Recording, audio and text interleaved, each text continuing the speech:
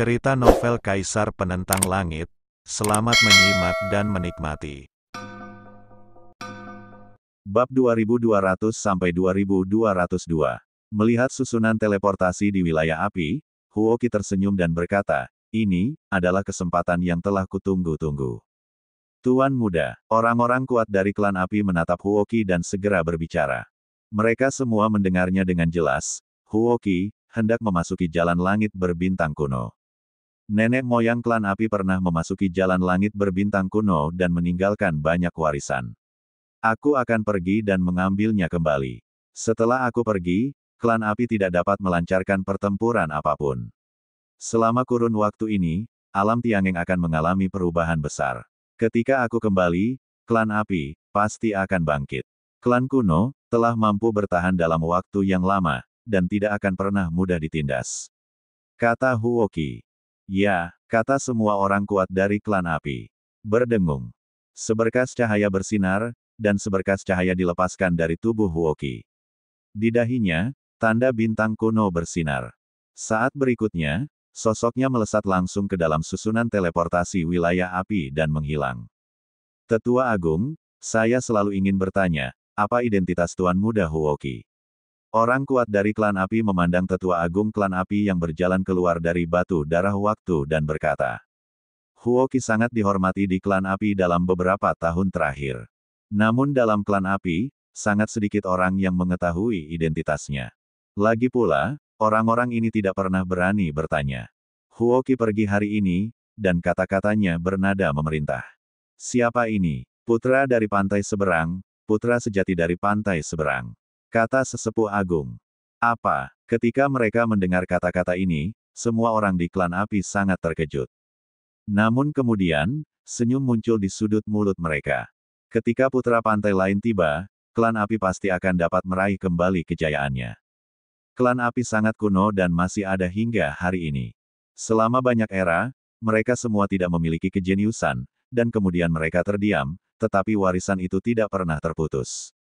Klan kuno seperti itu menyambut putra dari pantai lain di era ini.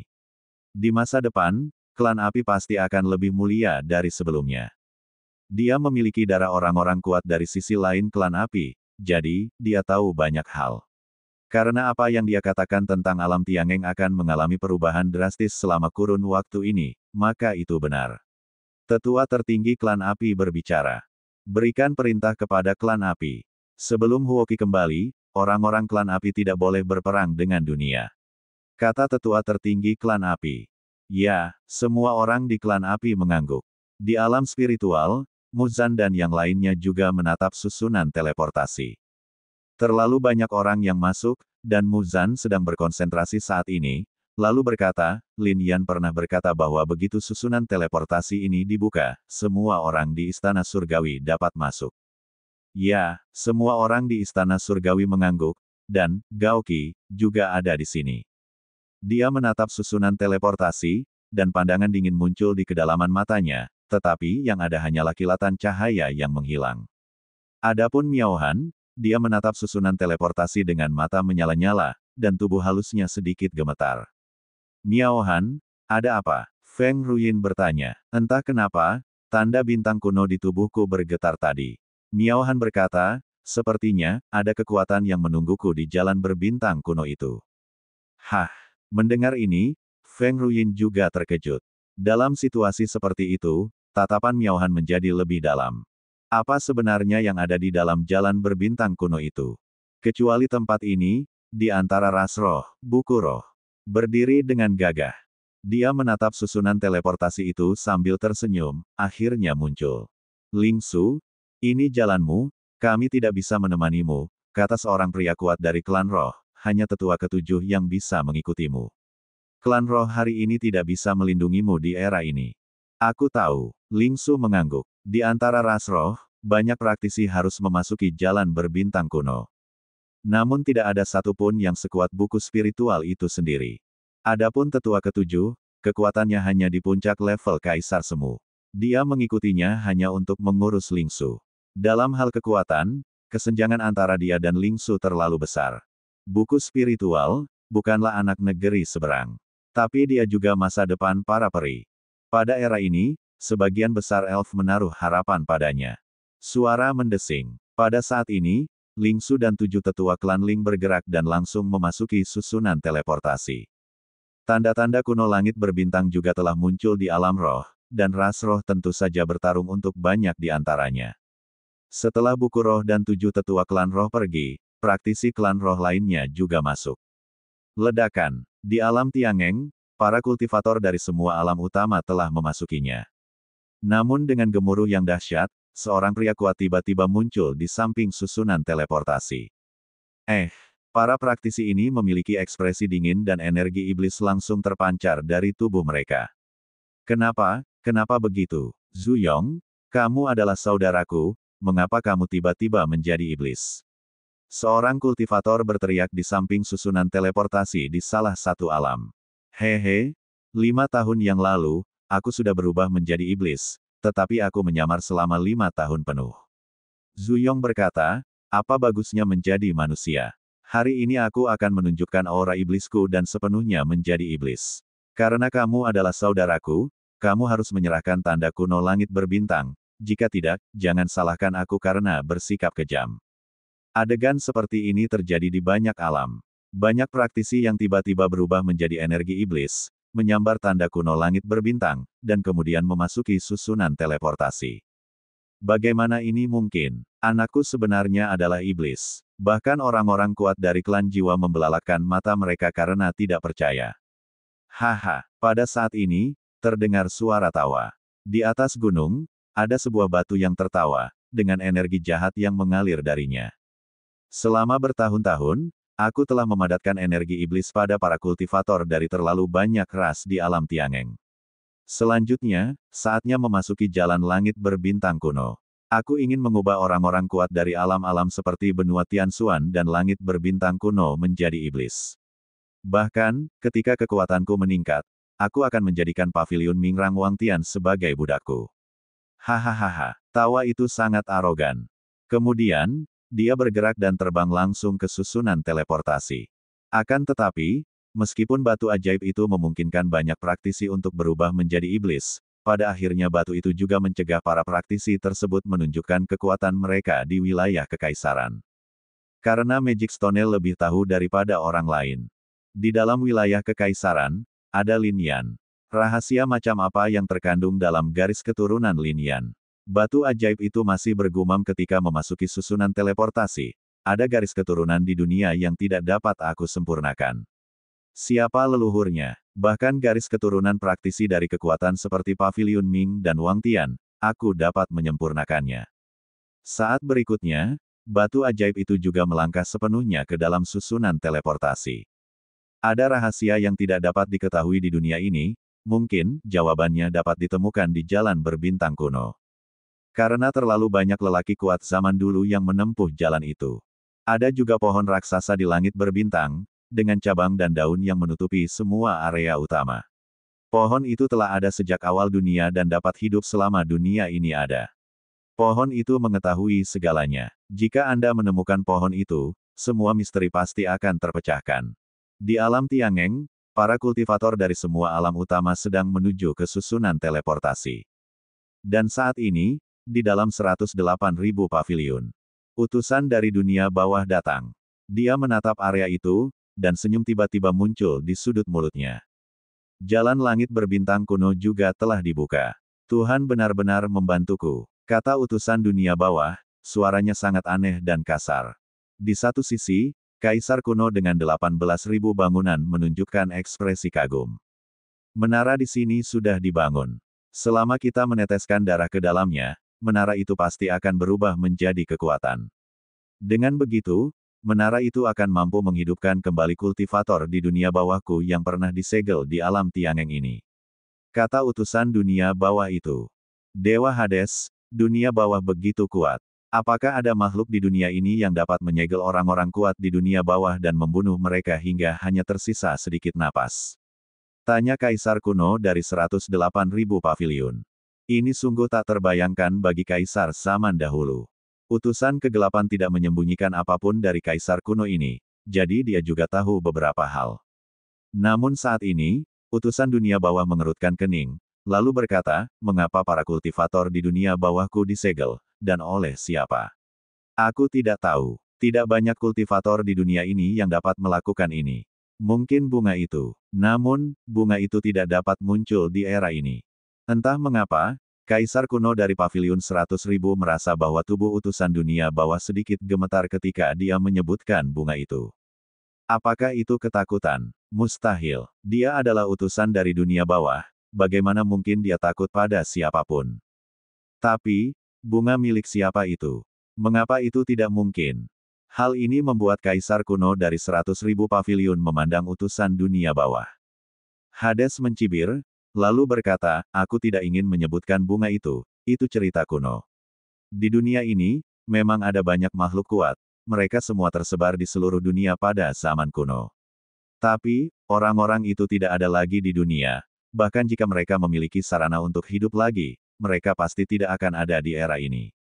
Hades tahu lebih baik daripada siapapun bahwa jika makhluk-makhluk itu masih hidup.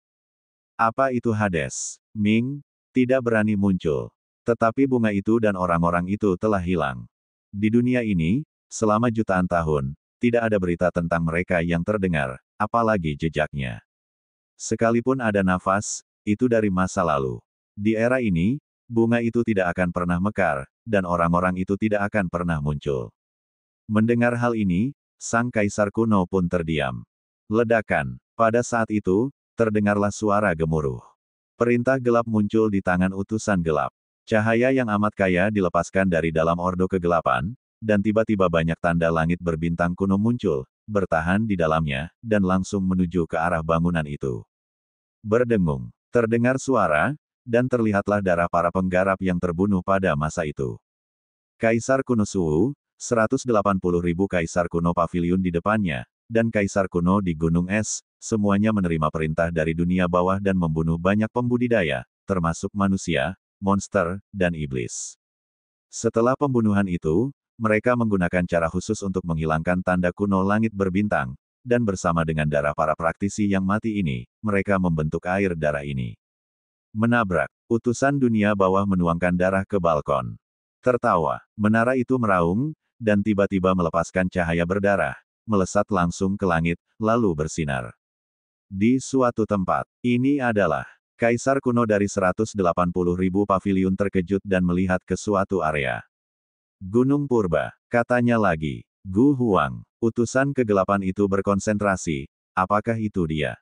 Hal ini mengejutkan utusan kegelapan itu. Kaisar Agung Gu Huang, alam mana yang akhirnya kau capai, dan mengapa kau mampu menekan para pembangkit tenaga listrik di dunia bawah? Tanya Kaisar kuno dari 108.000 paviliun. Utusan dunia bawah itu tidak menjawab, tidak pula berbicara. Kaisar kuno juga tersenyum pahit dan tidak berani menunjukkan kemarahan apapun. Seharusnya tidak, seharusnya bukan Gu Huang. Mungkinkah seorang pria kuat pernah menekan para kultivator di dunia bawahku, dan kemudian Gu Huang kemudian membangun kekuatannya sendiri di area itu? Apakah ini disengaja atau tidak? Utusan dunia bawah berkata, tidak peduli apa, selama suatu hari, kultivator di dunia bawahku akan dapat keluar, maka kebenaran akan terungkap. Orang kuat di dunia bawah datang ke alam Tiangeng di zaman kuno. Dia ingin mendominasi segalanya, tetapi akhirnya malah ditekan. Peristiwa ini menimbulkan kehebohan besar di dunia bawah saat itu. Akan tetapi, meskipun Ming sangat kuat, dia tidak dapat mengetahui siapa yang melakukan serangan itu. Namun hari ini kami akhirnya menemukan tempat di mana pembudidaya itu berada. Tuan utusan kegelapan, ada masalah di sana. Pegunungan gurun kuno. Di sanalah Lin Yan berada. Setelah utusan kegelapan bergumam pada dirinya sendiri, Kaisar kuno berbicara. Hehe, terus kenapa? Apa kau benar-benar berpikir aku tidak bisa melakukan apapun pada Lin Yan? Kalau aku ingin membunuhnya, itu tidak sulit. Tapi sekarang saatnya telah tiba, aku ingin menyelamatkan para kultivatorku di dunia bawah. Utusan dunia bawah berkata, mulai sekarang, sampai besok jam segini, tidak seorang pun boleh menggangguku. Setelah selesai berbicara, utusan dunia bawah itu duduk bersila. Kaisar kuno dari 108.000 paviliun mengangguk, dan energi spiritualnya terpancar, bertahan di area tersebut. Matanya juga melihat ke arah gedung. Darah di sana terus-menerus terkuras, berubah menjadi darah dan vitalitas, dan menuju ke pegunungan kuno. Apa itu? Di domain kekaisaran, Shen Yisan dan yang lainnya melihat energi darah yang berasal dari arah 180.000 paviliun. Ini kehidupan. Lin Yan berkonsentrasi dan segera merasakannya, lalu matanya terfokus. Kehidupan ini pergi ke pegunungan liar kuno. Mungkinkah legenda itu benar? Pada saat ini, wajah Gu Jiuji berubah drastis. Tian Sheng, kau legenda apa yang kau bicarakan?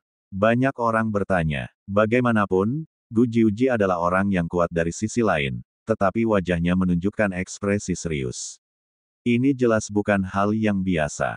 Dahulu kala, sebelum aku, setidaknya jutaan tahun yang lalu, Ming pernah muncul di alam Tiangeng ini. Dia adalah orang kuat yang ingin menguasai alam Tiangeng dan mengubahnya menjadi Dojo Ming.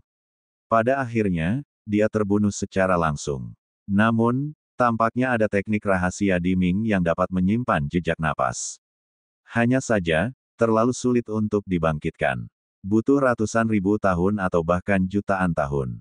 Sekarang, utusan Ming pergi ke paviliun 10.000-8.000, dan darah serta vitalitas yang terpancar dari sana menuju pegunungan liar kuno, kata Gu Jiuji. Kata-katanya belum selesai, tetapi semua orang telah menemukan jawabannya. Mungkinkah, utusan dunia bawah ini ingin membangkitkan kembali pria kuat itu? Dulu, orang kuat itu ingin menghancurkan umat manusia. Gu Jiuji berkata lagi, begitu dia muncul, umat manusia akan menghadapi bencana yang menghancurkan. Dia ingin menghancurkan umat manusia lagi. Biksu tua dan yang lainnya mengerutkan kening. Mengapa begitu banyak kekuatan yang menargetkan umat manusia? Gu Jiuji juga tersenyum pahit. Di wilayah Tiangeng ini, ras manusia adalah yang terbesar jumlahnya dan menempati wilayah terluas. Begitu kekuatan ini mengambil tindakan, jika mereka ingin menduduki alam Tiangeng, hal pertama yang akan mereka lakukan adalah menghancurkan umat manusia. Kita tidak boleh membiarkannya berhasil, kata Lin Yan. Lin Yan, kau juga telah merasakan kekuatan Hades. Kau bukan tandingannya. Sedangkan aku, sekarang setelah aku menyinggung paviliun Wang Tian, kekuatanku di alam Tiangeng akan sangat berkurang, dan aku khawatir aku tidak akan mampu menghentikannya. Untungnya, jalan langit berbintang kuno telah terbuka. Sudah waktunya bagimu untuk melangkah masuk. Aku yakin bahkan Hades tidak akan mampu mengendalikan seluruh jalan langit berbintang kuno. Kata Gu Jiuji. Jalan kuno di langit berbintang memperlihatkan jejak kaki para master reinkarnasi yang kuat. Bahkan Ming tidak dapat menempati tempat itu. Begitu Anda sudah di sana, keadaannya jauh lebih aman daripada tinggal di sini. Aku tidak bisa pergi untuk saat ini. Lin Yan berkonsentrasi. Kau tidak bisa menghentikannya. Gu Jiuji menggelengkan kepalanya dan berteriak. Mungkin karena suatu alasan, Ming tidak bisa sepenuhnya menembus kekuatannya ke alam Tiangeng sekarang, tetapi bahkan jika seorang utusan Ming ada di sini, kau tidak bisa menghentikan semuanya. Kau baru saja berada di puncak Kaisar kuno. Sekarang kau tidak bisa berbuat banyak. Guru dan yang lainnya juga melihat Lin Yan. Lin Yan hanyalah seorang manusia. Bagaimanapun, kekuatan kita terbatas. Setelah menyinggung Ming, dia seharusnya pergi. Kalau tidak, saat utusan Ming bebas, Lin Yan akan disiksa dengan kejam. Alih-alih mengambil kesempatan untuk pergi, Anda malah bergegas maju. Ini seperti seekor ngengat yang terbang menuju api, hanya mencari kematian. Ledakan. Sebuah suara terdengar, dan tangan Lin Yan mengepal erat. Itu adalah pegunungan gurun kuno, tempat fondasi istana surgawi berada. Selain itu, begitu orang kuat di dunia bawah dibangkitkan, bencana yang akan ditimbulkannya bagi umat manusia di alam Tiangeng akan terlalu parah. Lin Yan secara alami akan memasuki jalan berbintang kuno, tapi pasti tidak sekarang. Wus! Saat berikutnya, sosok Lin Yan bergerak dan langsung menuju ke pegunungan wilderness kuno. Aduh! Melihat Lin Yan seperti ini, Gu Jiuji menghela napas dalam-dalam. Kakek, Tuan, orang ini tidak masuk akal. Mungkin, orang yang dibicarakan peramal tua itu bukan dia, tetapi orang lain dari klan Lin. Atau mungkin dia bukan dari klan Lin tempat Lin Yan berada, tetapi seseorang dengan nama keluarga Lin. Kedua kaisar kuno dari klan Feng itu berbicara. Sungguh tidak masuk akal jika kita memaksakan kehendak kita sendiri. Perilaku seperti itu bagaikan seekor semut yang mencoba mengguncang seekor gajah. Bagaimana orang seperti itu dapat memikul tanggung jawab umat manusia di masa depan? Adapun Gujiuji, hatinya juga bergetar. Saya mulai ragu. Melawan kegelapan berarti mencari kematian. Pada akhirnya, ekspresi Gujiuji terkonsentrasi, tetapi ada juga secercah cahaya yang tersembunyi di dalamnya. Dia ingin melihat apa yang akan dilakukan Lin Yan. Di pegunungan kuno, Lin Yan berdiri dengan gagah di udara. Pada saat ini, terdapat cukup banyak praktisi. Bahkan kaisar musim semi dan musim gugur ada di sini. Dia menatap Lin Yan dan berkata, tiba-tiba ada hembusan udara yang naik ke sini, seolah-olah ada sesuatu yang akan keluar dari tanah. Lin Yan menatap ke antara gunung-gunung, dan segera dia melihat bahwa di sebuah gunung rendah di pegunungan liar kuno, hembusan udara terus meningkat, seolah-olah ada kekuatan yang akan meledak di bawah. Berdengung, mata kaisar terfokus dan Lin Yan memperhatikan dengan saksama. Akhirnya, ia melihat kegelapan di bawah, tetapi ada napas yang menyerap vitalitas dan terus berkembang. Terlebih lagi, ini benar-benar berisi napas Hades. Tanpa diduga, di bawah pegunungan kuno ini, benar-benar ada seorang pria sakti yang pernah tertindas. Dentang, tanpa sepatah kata pun, Lin Yan mengayunkan pedang Tianxuan dan memadatkan kekuatan yang menantang surga di dalamnya. Dalam sekejap, energi pedang pada pedang itu dilepaskan dan kemudian menuju ke dasar bukit. Ledakan-ledakan, dua suara teredam tiba-tiba terdengar. Tidak peduli seberapa kuat energi pedang itu tidak dapat memotong aura orang kuat di dunia bawah. Vitalitas itu masih ada. Semakin hal ini terjadi, semakin dalam kerutan di dahi Lin Yan.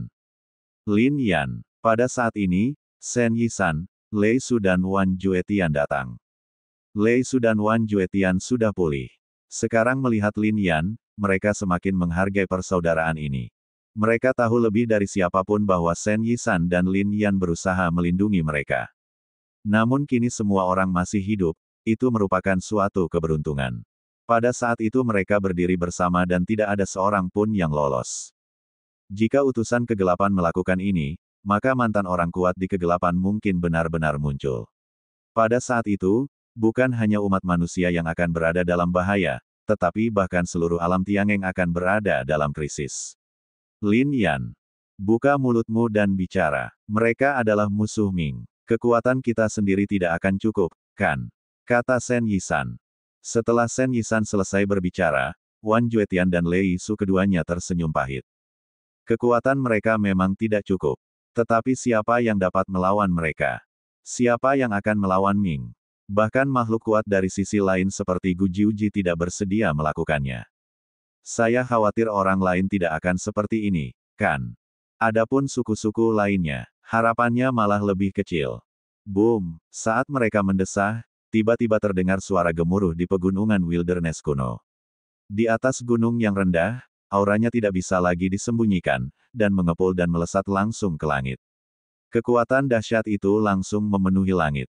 Hahaha, akhirnya aku akan hidup kembali. Pada saat ini, suara melengking tiba-tiba bergema di seluruh wilayah kekaisaran. Banyak praktisi gemetar setelah mendengar suara ini. Apa itu? Itu, di pegunungan liar kuno. Mungkinkah apa yang dikatakan Tuan Tiansheng dari sisi lain itu benar?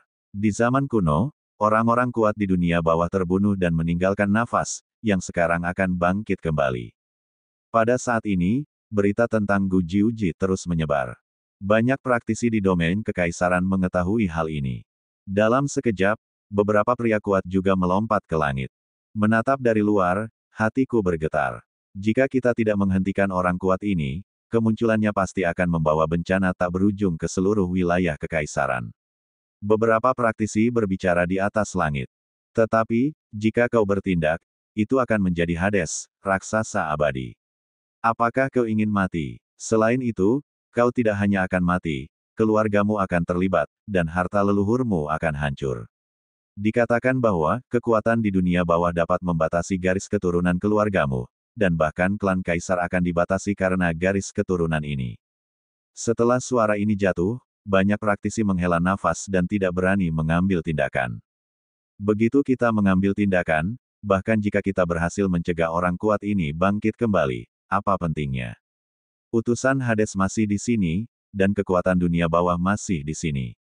Pada saat itu, siapapun yang bertindak akan hancur keluarganya. Aduh, pada saat ini, tidak hanya ras manusia, tetapi juga ras iblis, ras monster, dan kekuatan lainnya seperti ini. Kaisar Batu telah pergi. Kaisar suku kita juga telah memasuki jalan berbintang kuno. Siapa yang akan melindungi kita? Di antara semua suku, banyak praktisi menangis terseduh-seduh. Bagaimana jika Kaisar tidak pergi? Dunia ini dipenuhi dengan orang-orang kuat dari sisi lain. Kekuatan mereka sangat kuat, tetapi menghadapi Hades, bahkan mereka tidak berdaya. Setelah suara ini jatuh, para pembudidaya menjadi semakin putus asa. Boom! Di tengah suara-suara pesimis itu, gunung-gunung kuno mulai bergetar. Aura itu menjadi jauh lebih kuat lagi. Kekuatan Hades melesat menuju langit dan menjadi semakin kuat.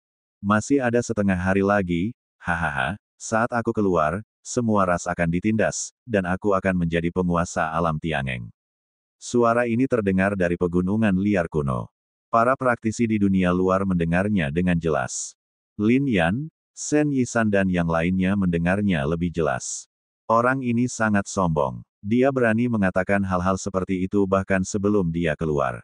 Lei Su menggertakkan giginya. Mungkin di matanya, dia hanya memandang rendah setiap kultivator di era ini. Meskipun dia belum pernah keluar, tetapi, di dalam hati makhluk ini, dia sudah keluar, kan? Kata Shen Yisan. Menanggapi ini, Lei Su mendesah tak berdaya. Orang-orang kuat di dunia bawah memang luar biasa. Pada saat ini, beberapa sosok muncul di antara langit dan bumi, tertawa dingin. Para praktisi ini adalah Bai Ya dan yang lainnya. Mereka datang dari paviliun Wang Tian. Melihat ini, mereka tidak dapat menahan diri untuk tidak berkata, saya sangat berharap orang-orang kuat di dunia bawah akan segera keluar dan membantai semua orang. Saat itu akan menghemat tenaga kita.